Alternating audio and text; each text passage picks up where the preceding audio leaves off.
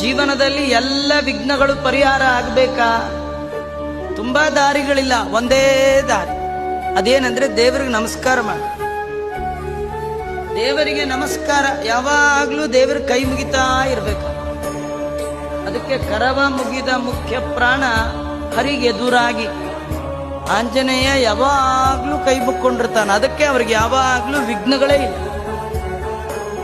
ನಾವು ಯಾವಾಗ್ಲೂ ಮುಗಿಯಲ್ಲ, ಅದಕ್ಕೆ ನಮ್ಗೆ ಯಾವಾಗ್ಲೂ ವಿಘ್ನ. ನಾವು ಯಾವಾಗ್ಲೂ ಒಮ್ಮೊಮ್ಮೆ ಮುಗಿತೀವಲ್ವಾ, ಅದಕ್ಕೆ ನಮ್ಗೆ ಒಮ್ಮೊಮ್ಮೆ ವಿಘ್ನಗಳು ಪರಿಹಾರ ಆಗುತ್ತೆ. ನೀವು ಎಷ್ಟೆಷ್ಟು ಕೈ ಮುಗಿತೀರಿ ಅಷ್ಟಷ್ಟು ವಿಘ್ನ ಪರಿಹಾರ.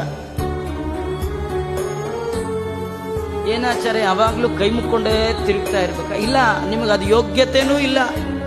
ಯಾವಾಗ್ಲೂ ಕೈ ಮುಗಿಯೋ ಯೋಗ್ಯತೆ ಅದು ಪ್ರಾಣದೇವರದ್ದು. ನಾವು ಆ ಯೋಗ್ಯತೆಯನ್ನ ಮನಸ್ಸ ಚಿಂತನೆ ಕೂಡ ಮಾಡ್ತಾರೆ. ಎಲ್ಲಿ ಪ್ರಾಣದೇವರು, ಎಲ್ಲಿ ನಾವು?